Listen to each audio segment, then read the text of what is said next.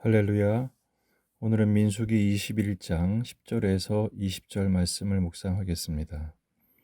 이스라엘 자손이 그곳을 떠나 오봇에 진을 쳤고 오봇을 떠나 모압 앞쪽 해 돋는 쪽 광야 이에 아바림에 진을 쳤고 거기를 떠나 세렛 골짜기에 진을 쳤고 거기를 떠나 아모리인의 영토에서 흘러나와서 광야에 이른 아르논 강 건너편에 진을 쳤으니 아르논은 모압과 아모리 사이에서 모압의 경계가 된 곳이라.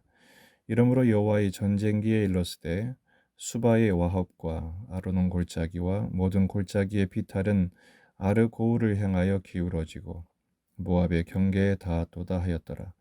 거기서 부엘에 이르니 부엘은 여호와께서 모세에게 명령하시기를 백성을 모으라 내가 그들에게 물을 주리라 하시던 우물이라. 그때 이스라엘이 노래하여 이르되 우물물아 솟아나라 너희는 그것을 노래하라. 이 우물은 지휘관들이 팠고 백성의 귀인들이 규와 지팡이로 판 것이로다 하였더라. 그들은 광야에서 마따나에 이르렀고 마따나에서 나할리엘에 이르렀고 나할리엘에서 바못에 이르렀고 바못에서 모압들에 있는 골짜기에 이르러 광야가 내려다 보이는 비스가 산 꼭대기에 이르렀더라. 아멘. 본문에 계시된 주님은 어떤 분이신가? 역경 중에 성숙한 백성으로 양육하시는 분이십니다. 오늘 말씀은 불뱀 사건 이후에 가나안 땅에 들어가기 직전 모압 지경에 이르는 막바지 광야의 여정을 소개하고 있습니다.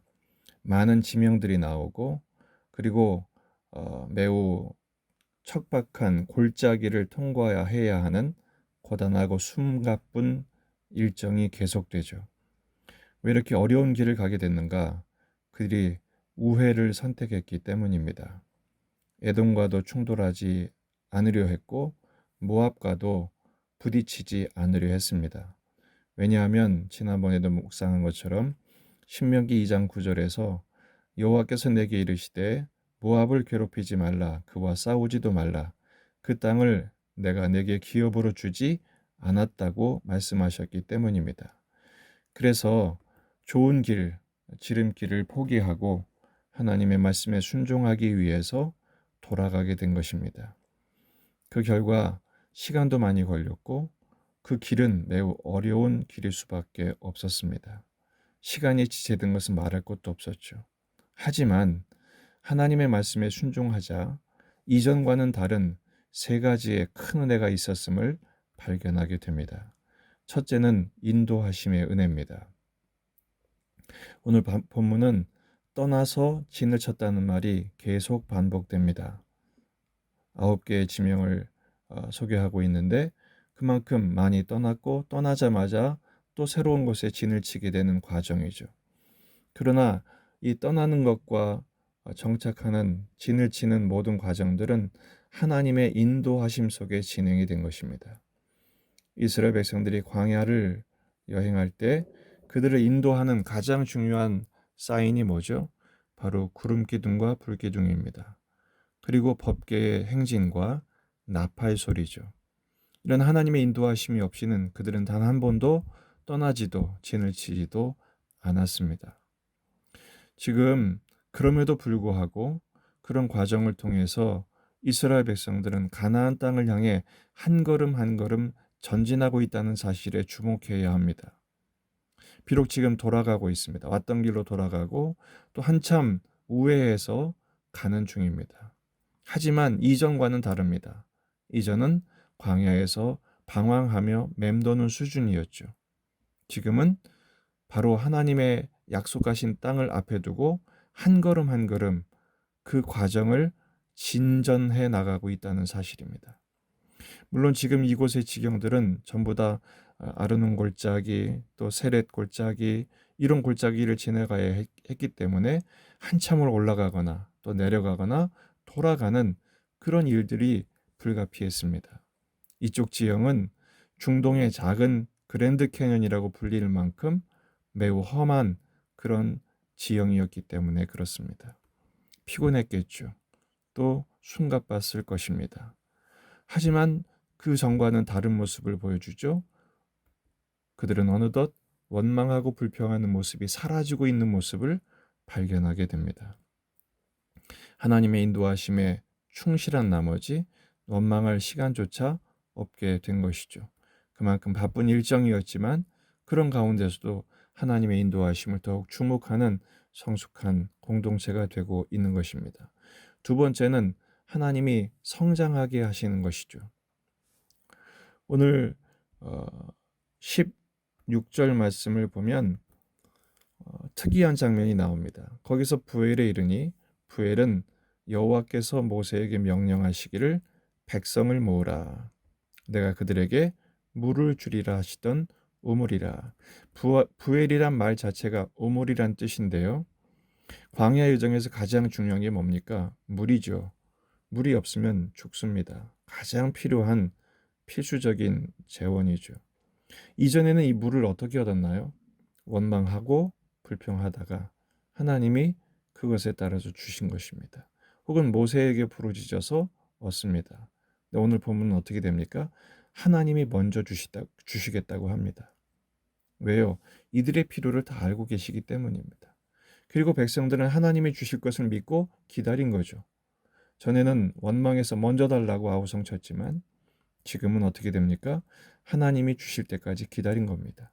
그러자 하나님께서 정말 이들에게 필요한 그때에 직접 먼저 말씀하십니다. 백성을 모아라, 내가 주리라. 또 한 가지 차이는 바로 18절을 보면 이 우물은 지휘관들이 팠고 백성의 귀인들이 규와 지팡이로 판 것이다. 이렇게 노래하고 있어요. 전에는 모세를 통해서 하나님이 샘을 터뜨리셨는데 이번에는 우물을 파게 됩니다. 백성들이 직접 하는 것이죠. 그리고 함께 손을 모아서 연합해서 팝니다. 바로 지휘관들이 팠다. 백성의 귀인들이 규와 지팡이로 팠다. 이건 뭐죠? 서로 마음을 모아서 함께 했다는 것입니다. 또 한 가지, 지팡이와 지휘봉으로 팠다는 것은 그만큼 쉽게 됐다는 거예요. 광야에서 물을 찾는 것은 결코 쉬운 일이 아닙니다. 우리나라 같이 물이 많은 동네에서도 우물을 팠을 때 물이 솟게 되면 실력 있는 사람이라고 합니다. 그런 광야에서 우물을 팠는데 물이 터졌다. 하나님 도우신 거죠. 그들이 직접 물을 파는 은혜를 경험하게 된 것입니다. 그들은 지금까지는 때를 써서 얻었지만 이제는 하나님이 먼저 명령하시고 그 명령에 순종하니까 또 하나님의 은혜를 부으셔서 물을 얻게 되는 성숙한 하나님과의 사랑의 관계, 신뢰의 관계를 지금 보여주고 있습니다.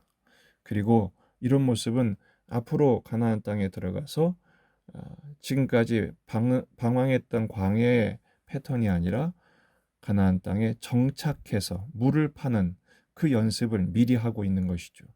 하나님이 물을 주시는 우물을 파게 하시는 훈련을 지금 하게 하신 것입니다. 세 번째는 찬송하게 하셨다는 겁니다. 17절에 보면 그때 이스라엘이 노래하여 이르되 우물물아 솟아나라 너희는 그것을 노래하라 그러면서 우물의 노래를 합니다. 이것은 하나님을 찬송한 것이죠. 물을 주신 하나님, 그 하나님을 찬송한 거예요. 여러분 이스라엘 백성들이 이렇게 자발적으로 찬송한 적이 언제였던가요? 출애굽기 15장에서 홍해를 건넌 후에 찬송을 부른 이후로 그들이 이렇게 함께 공동체가 찬양한 것은 거의 두 번째입니다.